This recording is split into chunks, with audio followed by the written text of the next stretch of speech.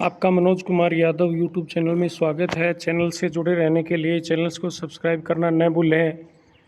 आज हम कक्षा 12 के राजनीति विज्ञान का अध्याय 2 लेके आए हैं, जिसका विषय है एक दल के प्रभुत्व का दौर। हाँ, पीछे पुराने वीडियो में हमने पाठ 1 पूरा कर लिया था हमारा। ये है एक दल का जो प्रभुत्व दौर, आज़ादी के भारत के बाद की हम बातें पढ़ रहे हैं। लोकतंत्र स्थापित करने के समय चुनौतियाँ थी कि सत्ता और प्रतिस्पर्धा कि लोकतंत्र कैसे स्थापित किया जाए। पहले वाले पाठ में हमने पढ़ा था कि राज्य की जो चुनौतियाँ थी, 3 महत्वपूर्ण चुनौतियाँ, उनके बारे में अध्ययन किया था। अब लोकतंत्र स्थापित कैसे हो, सबसे ज़्यादा जाहिर बात थी कि लोकतंत्र इतने बड़े देश में लोकतंत्र स्थापित करना बहुत बड़ी समस्या थी। इसमें एक तो सत्ता और प्रतिस्पर्धा, राजनीति की, ये 2 सबसे ज़्यादा जाहिर चीज़ थी। लेकिन राजनीतिक गतिविधियों का उद्देश्य जनहित का फैसला करना और उस पर अमल करना होता था। ऐसा होना भी चाहिए।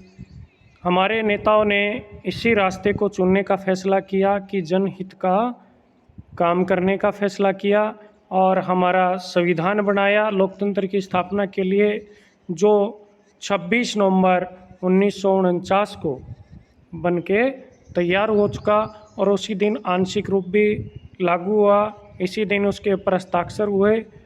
पूर्ण रूप से हमारा संविधान 26 जनवरी 1950 से लागू हुआ। इसीलिए इस दिन को गणतंत्र दिवस के रूप में भी मनाया जाता है।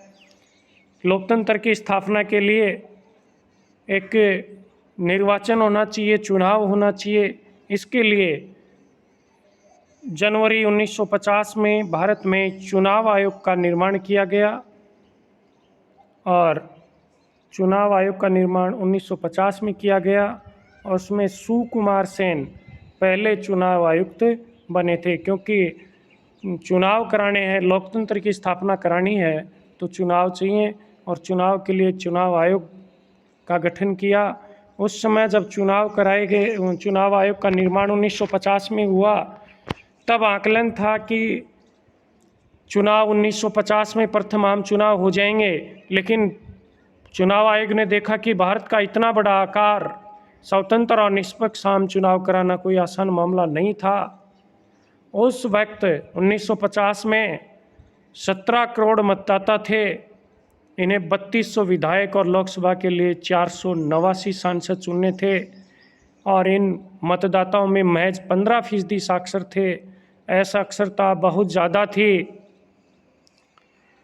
यानी बहुत सारी समस्याएं थी। 17 करोड़ मतदाता थे, उनकी मतदाता सूचियां तैयार करना और कुछ एक महिलाओं के अन्य यूरोपीय और अमेरिकी विकसित महाद्वीपों में भी महिलाओं का मताधिकार के लिए लड़ा गया था। लेकिन हिंदुस्तान में सार्वभौमिक मताधिकार का प्रदान किया गया, महिलाओं का भी मत का अधिकार दिया गया।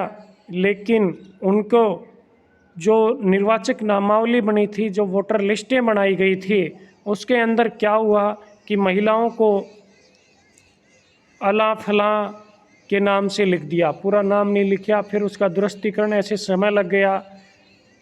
और ये जो सार्वभौमिक मताधिकार है, इतिहास का लोगों ने इसको कहा कि हिंदुस्तान में इतनी बड़ी जनसंख्या है, इतने हस्ताक्षर हैं, कैसे कामयाब होगा। एक हिंदुस्तान संपादक ने इसे इतिहास का सबसे बड़ा जुआ करार दिया था कि ये जुआ हो सकता है।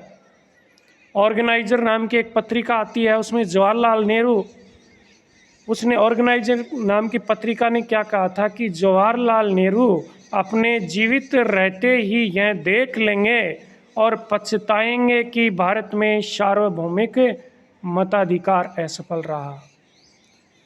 अक्टूबर 1951 से फरवरी 1952 तक चुनाव हुए। इस चुनाव को अमूमन 1952 का चुनाव कहा जाता है। कई बार हमसे पूछा जाता है कि प्रथम आम चुनाव कब हुआ, तो हम लिखते हैं कि 1952 का। वैसे वास्तव में यह चुनाव अक्टूबर 1951 से लेके फरवरी 1952 तक संपन्न हुआ था। पहले 3 चुनाव में कांग्रेस का प्रभुत्व रहा। लोकसभा के पहले चुनाव में 489 सीटों में इन्होंने 364 सीट प्राप्त की कांग्रेस ने। पहले आम चुनाव में भारतीय कम्युनिस्ट पार्टी दूसरे नंबर पर रही, उसे 16 सीटें प्राप्त हुई।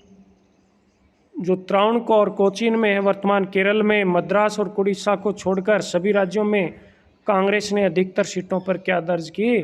जीत दर्ज की। जवाहरलाल नेहरू उस समय प्रथम प्रधानमंत्री बने। दूसरा आम चुनाव 1957 को हुआ और तीसरा आम चुनाव 1962 को, क्योंकि हर 5 साल के अंतराल में चुनाव होने थे। इन चुनावों में कांग्रेस को 3/4 सीटें मिली, यानी 75% सीटें कांग्रेस ने विजय की। विधानसभाओं के चुनाव में कहीं कहीं कांग्रेस को बहुमत नहीं मिला था। लोकसभाओं में तीनों आम चुनावों में मिला, लेकिन विधानसभाओं में कहीं नहीं मिला था। इसका एक उदाहरण है केरल का दूसरे आम चुनाव 1957 में भारतीय कम्युनिस्ट पार्टी के अगुवाई में गठबंधन की सरकार बनी थी। वहाँ कांग्रेस की सरकार नहीं बनी। 1952 में कांग्रेस पार्टी को कुल वोटों में से मात्र केवल और केवल 45% वोट मिले थे, लेकिन सीटें इनकी 74% प्राप्त की गई थी। क्योंकि हमारे जो हमने कक्षा 11 में भी पढ़ा है कि निर्वाचित होने का अधिकार जो सबसे ज़्यादा मत प्राप्त करता है उसे निर्वाचित कर दिया जाता है। सोशलिस्ट पार्टी हासिल करने के लिहाज से दूसरे नंबर पर रही।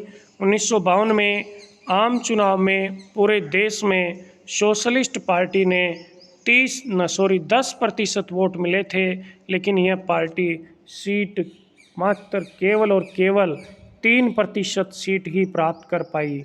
देखिए, इन्होंने 10% वोट लिए, सीट आई 3%। केरल में कम्युनिस्टों की जीत हुई। दूसरे आम चुनाव 1957 में केरल की कुल सीट थी वहाँ उस समय 126 सीटों में 60 सीटें केरल में कम्युनिस्टों ने प्राप्त की। बहुमत के लिए इनको कितनी चाहिए थी? 64 सीट चाहिए थी, और इनको 5 जो निर्दलीय या स्वतंत्र उम्मीदवार थे उनका समर्थन प्राप्त था। वहाँ के राज्यपाल ने कम्युनिस्ट विधायक दल के नेता थे EMS नमदुरीपराद को आमंत्रित किया और उन्होंने सरकार भी बनाई। ये पहला अवसर था कि कम्युनिस्टों ने लोकतांत्रिक तरीके से केरल में ही सरकार बनाई, पूरे विश्व में अन्यथा उन्होंने लोकतांत्रिक तरीके से किसी भी देश में कहीं भी कम्युनिस्टों ने लोकतांत्रिक सरकार नहीं बनाई। केरल में सत्ता बेदखल होने पर कांग्रेस पार्टी के निर्वाचित सरकार के खिलाफ मुक्ति संघर्ष छेड़ा था कांग्रेस ने, क्योंकि कांग्रेस का वहाँ राज चला गया केरल में, इसलिए वहाँ उन्होंने मुक्ति संघर्ष नाम का अभियान छेड़ा। भारतीय कम्युनिस्ट पार्टी सत्ता में इस वादे के साथ आई थी कि वह कुछ क्रांतिकारी और प्रगतिशील नीतिगत पहल करेगी। क्रांतिकारी काम करेंगे, प्रगतिशील काम करेंगे। कम्युनिस्टों का इस संघर्ष में अगुवाई निहित स्वार्थ और धार्मिक संगठन कर रहे थे। 1959 में 2 साल बाद ही केंद्र की कांग्रेस सरकार ने अनुच्छेद 356 के अंतर्गत केरल में राष्ट्रपति शासन लगा दिया और उस सरकार को हटा दिया गया। इसका कईयों ने विरोध भी किया कि 356 का दुरुपयोग किया बार बार। सोशलिस्ट पार्टी के बारे में हम जो केरल में बनी इसके बारे में थोड़ी सी चर्चा करना चाह रहे हैं बीच में। सबसे पहले हम भारतीय राष्ट्रीय कांग्रेस जब जन आंदोलन करती थी तब उन्होंने अपने अंदर ही एक टोली बनाई थी युवकों की, जिसमें कांग्रेस सोशलिस्ट पार्टी का गठन 1934 में इस नाम की एक टोली बनाई गई थी। 1948 में कांग्रेस ने अपने संविधान में संशोधन किया कि सदस्य दोहरी सदस्यता न ले सकें, कि कांग्रेस की भी ले लें और सोशलिस्ट की भी ले लें। इसलिए उन्होंने अपने संविधान में संशोधन किया था। इसके फलस्वरूप 1948 में सोशलिस्ट पार्टी का गठन किया गया। सोशलिस्ट पार्टी की विचारधारा समाजवादी लोकतांत्रिक समाजवाद थी, इसके संस्थापक आचार्य नरेंद्र देव थे। ये इनके संस्थापक थे। और बाद में सोशलिस्ट पार्टी का विघटन हुआ तो इससे किसान मजदूर पार्टी बनी, पूजा सोशलिस्ट पार्टी बनी और संयुक्त सोशलिस्ट पार्टी बनी। इनके प्रमुख नेता जयप्रकाश नारायण, अशोक मेहता, आचार्य नरेंद्र देव, राम मनोहर लोहिया जैसे नेता थे। वर्तमान में जो दल हैं जिनके ऊपर सोशलिस्ट पार्टी का विचारधारा का प्रभाव है, वो दल हैं समाजवादी पार्टी यूपी में, राष्ट्रीय मुलायम सिंह जी, आज उनके पुत्र अखिलेश जी संभाल रहे हैं। राष्ट्रीय जनता दल लालू जी बिहार में, और जनता दल दो हैं, यूनाइटेड और सेकुलरिस्ट और सोशलिस्ट पार्टी।